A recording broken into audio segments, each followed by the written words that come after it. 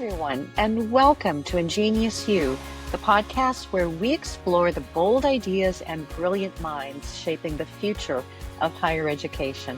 I'm your host, Melissa Morris-Olson. In this mini episode, we are diving into themes from Chapter 6 of my book, IngenioUs Leadership. This chapter is all about unleashing innovation.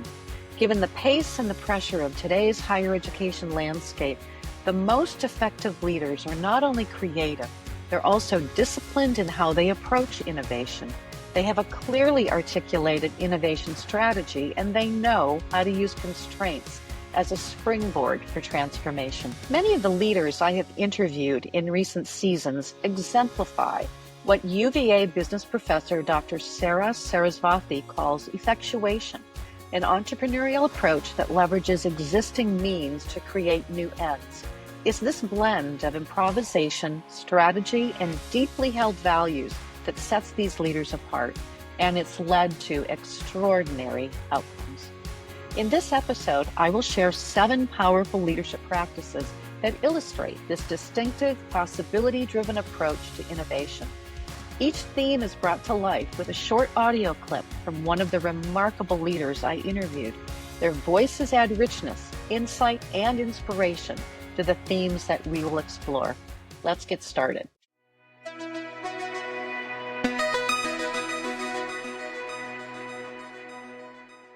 Theme number 1, rethinking the rules, innovation as reinvention. Innovation often starts with the willingness to challenge the status quo.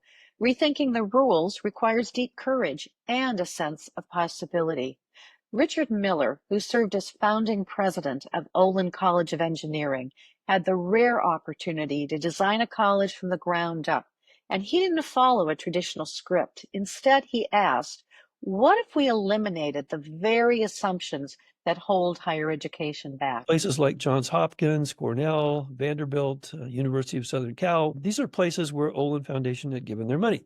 They decided to end that program, 1997, and to devote all the rest of their money to starting over in higher education to try to address this problem. Because their philosophy was this: if society has a really difficult problem that's been resistant to change for a generation, it's probably because of basic assumptions that are wrong. It's probably been misdiagnosed from the beginning, and there are elements to this that you haven't thought about or invested in to make a difference. So let's start over. And let's eliminate all of the sort of sacred cows in higher education that are likely to be the roadblocks to the breakthrough thinking we need. So, for example, thou shalt not offer tenure. We'll not have academic departments. We will make sure that everything has an expiration date so that a curriculum to get started doesn't become so traditional that nobody ever challenges it, and so on. And so that was their idea. Miller's experience reflects the spirit of innovation through radical reinvention and shows how powerful a clean slate mindset can be.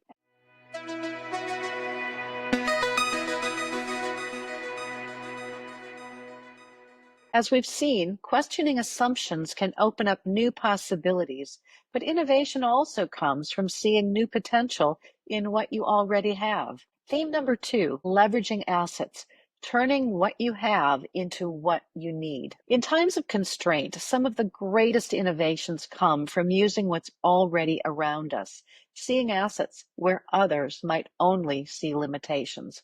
Paul Quinn College President Michael Sorrell is a master at seeing opportunity in what others might overlook. His now famous transformation of an unused football field into an urban farm redefined how a college could serve its community. I knew we were going to terminate the football program when I came in because we couldn't afford it. People wanted to hold on to this football team that we could not afford, and we weren't even good at it.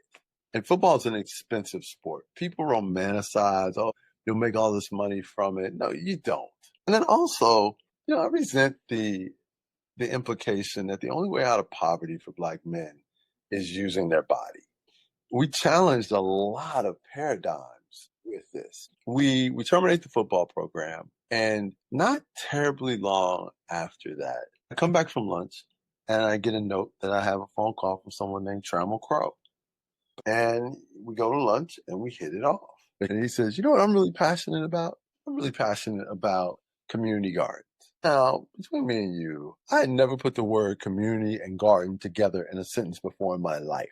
And so in an effort not to go home empty-handed, I come back with, Trammell, I've recently become fascinated by community gardens myself, which is true, like literally 2 minutes before when he mentioned it, when I became fascinated by it.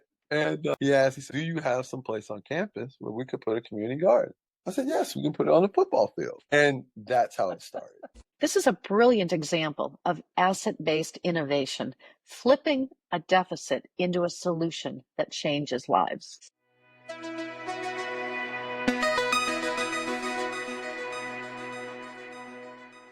Seeing opportunity is critical, but staying focused on the future is just as important for sustaining innovation.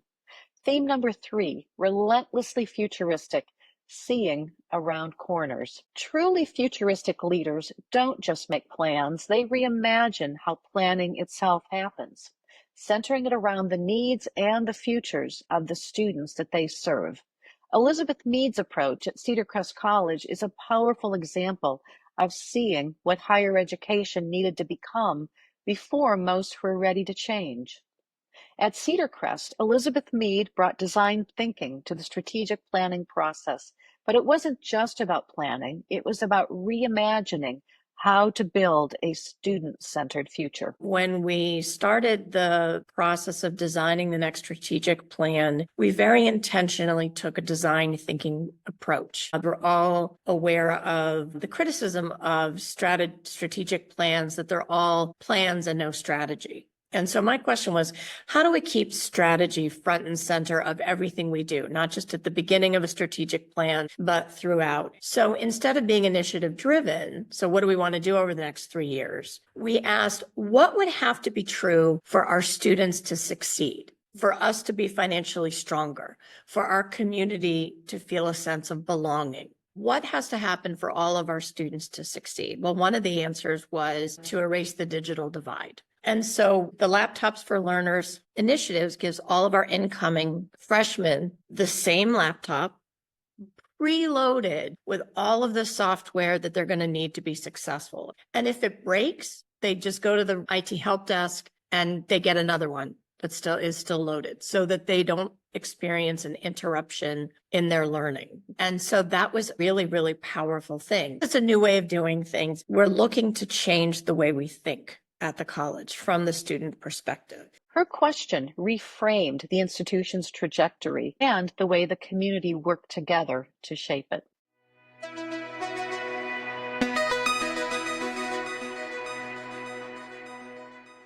Being futuristic requires clarity, knowing what to prioritize amid all of the noise and the competing demands. Theme number 4, cutting through clutter to find your focus. When the world feels overwhelming, effective leadership requires focus. Cutting through clutter means zeroing in on what really matters and helping others to see it too. Annette Parker, president of South Central College, brings clarity to complexity. Her background gives her a sharp eye for what matters most. I'm a strategic thinker. And as a strategic thinker, I'm always creating alternative ways to proceed by quickly putting together relevant patterns and understanding how to solve issues. And so I always see the glass as half full. I quickly think of solutions and alternative patterns to move through. And then my second superpower, along with being a strategic thinker, is ideation. And so I'm fascinated by ideas and being able to make connections between that's and really thinking about how to move forward. Because I see these things, it doesn't mean everyone else does. And so I need to help my team see what I see and see the opportunity for us and for our institution. Parker leads with focus, aligning every decision to the student experience and the institutional mission.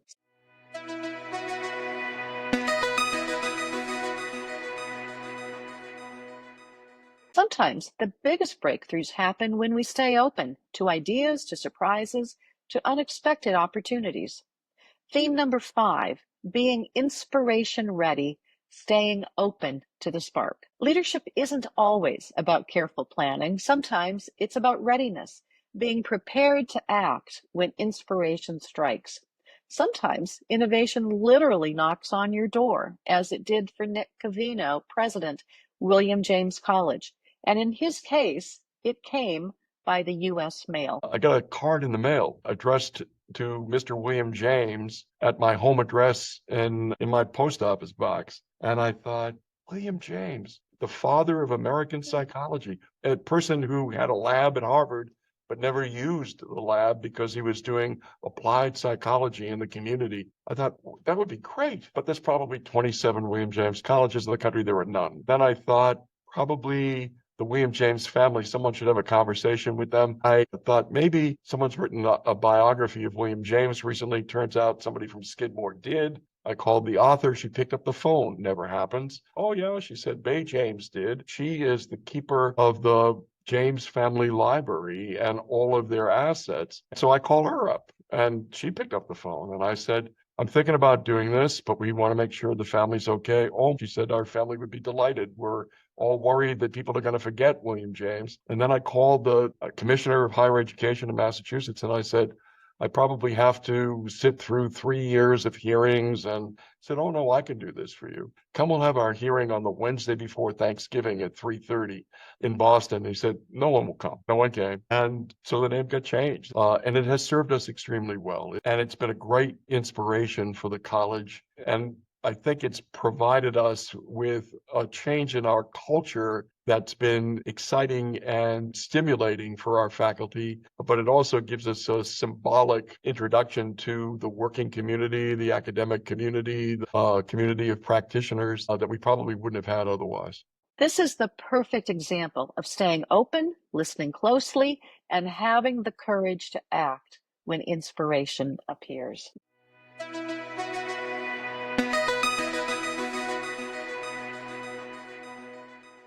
Being inspiration ready is key, but so is the ability to adapt and to rebuild continuously as the world around us changes. Number 6, reinvention as a steady state. Today's environment demands ongoing reinvention. Leaders who thrive are those who make change a part of the culture, not just a response to crisis.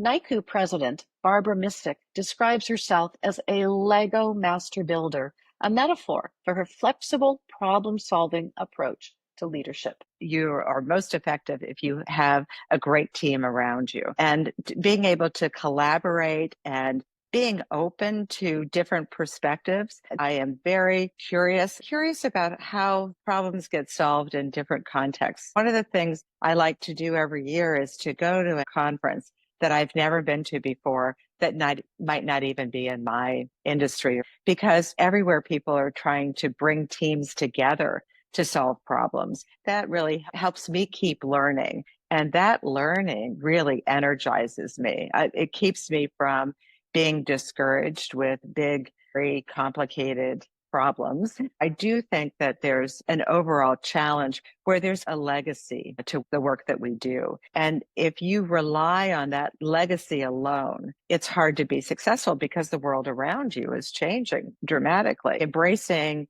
transparency is incredibly important. Surrounding yourself with people who are smarter than you are. You have to know your own strengths, but it's very important to have people around you that can help make things happen. We don't make things happen on our own. And if there's a superpower out there that I have, it really is looking at a problem and being able to see the end of it. Someone in my office said to me, it's like being a Lego master builder, looking at a problem and being able to see what the end of that would look like, and then figuring out how to get there. And I'm not discouraged if I hit a dead end along the way. If something's not working, I can come back and then move forward. And I think that level of flexibility is extraordinarily important.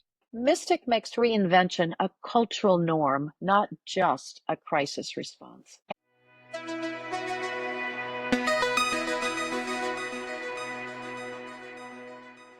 And through it all, rethinking, leveraging, anticipating, and adapting.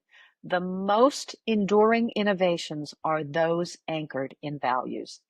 Theme number 7, innovation rooted in values. Leadership without values is hollow. True innovation, the kind that builds trust and transforms lives, is always grounded in a deep commitment to mission, people, and community. Tracy Hartzler, president at Central New Mexico Community College, leads from a deep place of purpose.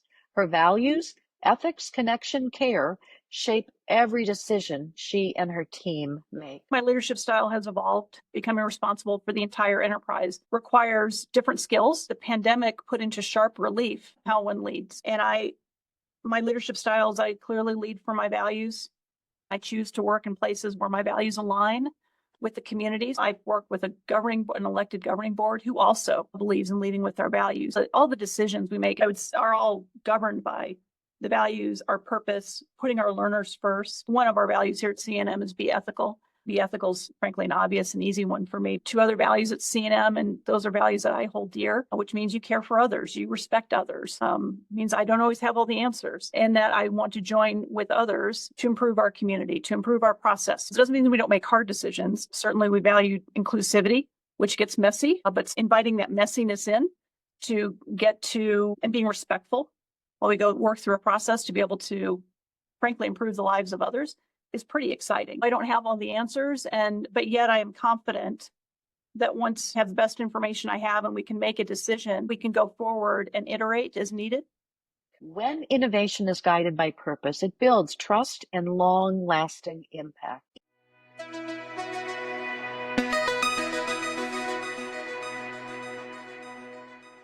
Each of these leaders prove that innovation isn't just about new ideas. It's about how we show up. It's a discipline, a mindset, a way of seeing possibility in people, places, and problems. So as you reflect, ask yourself, where might I be clinging to outdated rules? What assets am I overlooking? What does it look like to lead with vision and values today? To go deeper, check out our blog or grab a copy of IngenioUs Leadership, Creating Solutions to Wicked Problems in Higher Education. Until next time, stay bold, stay curious, and as always, stay ingenious.